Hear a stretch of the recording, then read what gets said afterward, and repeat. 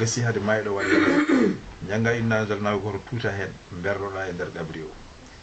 mo Allah leptat kam on jiyaɗa Allah yalti hen so Allah jaɓi on gam yalti inchallah non ɗiɗo fof roka ɗum ko leñol nulaɗo sallah sallam ay ñalawma aljuma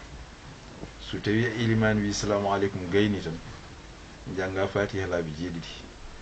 janga qul wallahu laabi jeeɗiɗi kono yonde bismillahir rahmanir rahim janga qulo faraki jeeɗiɗi kono yonde bismillahir rahmanir rahim janga qulo rabbi nas jeeɗiɗi kayum ne yonde bismillahir rahmanir rahim sa gayni juula e nulaɗo sallah sallam nulaɗo wi kala baɗɗo ni o wofira lahu ma taqaddama min zambi ma ta'akhkhara ko idi ko watni fo Allah yafita ha laaɓa cer sabu daraja nulaɗo sallah sallam saaba goto ari e makko o wi minen noon min keewi caɗele min donki tan ko dañde toɓo o wi sa yeehi ñiiɓe astafirullah goɗɗo ari wi minen nde min donki dañde ko ɓesgu o wi sa yeehi ñiiɓe astafirullah goɗɗo ari wi minen de so Allah ko basal tan min gondi o wi onne kadi sa yeehi ñiiɓe astafirullah saabu goɗɗo hafti o wi an noon ko tato ngari te goto hen fof ko ñaagui ko jiidani e goɗɗo o an ko jamirɗa ko gueɗel gotel nulaɗo wi wona min wi noon ko Allah wi istahfiru rabbakum innahu kana ghaffara sun imsinim ɗo jomum ɗo ko pantuɗo kafrugol ko jaafowo yursilis sama aleykum midraran ɗum ko hokkaɓe Allah adda toɓo ha heewa yumdirkum bi amwalin wasɓe Allah addata ngaalu ha heewa wo banin yiɗɗi ɓesɓe Allah rokkat noon ko Allah wi noon sa imsinima heeɓi ɗiɗo tati ha gayni janggo noon kadi sa maayi o nawma aljanna o waɗa kadi cangol aljanna kadi dogele suuɓere ma ɗum ko kamɓe bénéfice makko ɓeɗen koko leñol nulaɗo sallah sallam istighfar noon ne heewi leƴƴi emi waɗi ujunere e temedde jeenayyi e capanɗe nayyi e goo capanɗe nayyi e jeeɗiɗi 1947 oɗo sa ñiiɓi hen bakkat ma way kono arde he ñomre ni kuɓɓaɗon jeygol no sumirti ni ko noon bakkat yarata mi wiyani ɗum ɗon ay ko kalɗen ko joni ngalu ngu e amo ngo e beldal ngal e ɓesgu ngu dañnoɗo ɓesgu Allah waɗa ɗum barke ɗum fof Allah yippat ha heewa sabu daraja nulaɗo sallah sallam istighfar goto ñiɓata Allah wiya yaafima sa yetti muhtarul ahadis nulaɗo sallah sallam o neɗɗo kala ko wawi wadde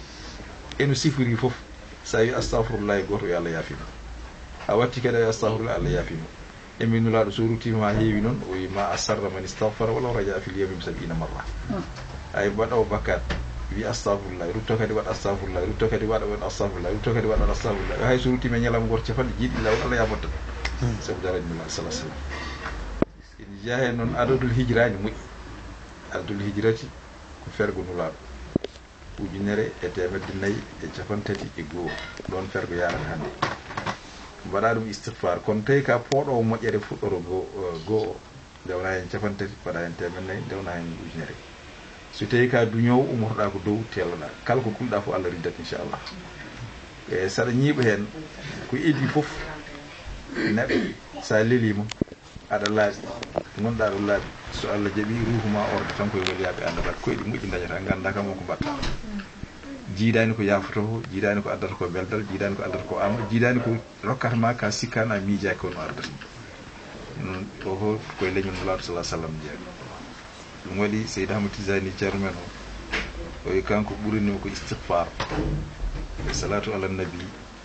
mbaɗa ndewna hen kadi la ilaha illallah o woni wirdu o ndo rokkande o wiya yo rokku kanko o wi ko ala o wi mi rokkata ko ganduɗa ala defare o acci ha Allah hollimo nulaɗo sallah sallam o wi wirdu mo dokkami o jamirɗami o a wiyimo rokku kono mi ala hen garanti o wi holko jiɗɗa o jiɗimi ko an kuntu baban lin najati li kulli asin musrifin ta Allah gabi jiɗimi wonde ko damal daɗirgal kala gopowo joytiɗo men fifri fof Allah yaafo ɗum ha laaɓa cer o wi ɗum noon accu so Allah jaaɓi joni ɓoyata Jibril ara ndo jooɗi ha Jibril ara wiyimo waktu jaabede duwaw yonti Allah addi Jibril haaltu kalnoɗa o refti hen o wi a waɗama babul najati li kulli asin musrifin ta Allah gabi ka noon astahfirullah o fuɗɗiri ɗum ko ha bakkat yaaha ha jomum daña amo ha jomum daña beldal ha jomum daña kadi aydan yiwonde moƴƴere barke so tawi yewti astahfirullah o barke mum salatu ala nabi ay sa waɗi salatu ala nabi fof ne moƴƴi wiide mi juule nulaɗo limore ceene mi juule nulaɗo limore leɗɗe mi juule nulaɗo limore windere nde ɗiɗo fof ne moƴƴi kono ko ɓuuri ko moƴƴude ko salatul fati lima awli holko waɗi ɗum haqqa qadiri himbo wiyata o hay goto anda fodde nulaɗo sona Allah ɗono no daƴiri salatuji fof sa jangi salatul fatiha goto windere nde fof ko rewi Allah Allah jaɓi ha woni ujunaji temedde jeegom ndungu yaɓere ma toon tolni ɗo sabu darajnol wona ɗemgal ma haspete dokkuɗomo yamirore o en jogui yamirore ha yetti cheikh ha yetti nulaɗo haspete ko ɗemgal cheikh haspete ko ɗemgal nulaɗo salah sallam ɗum wonma heɓɓi jeddi kadi ala ko ka anda tan aɗa wawi yeddude salatul fatiha aɗa wawi ittude qur'ana kelmeje 12 e ayaji 12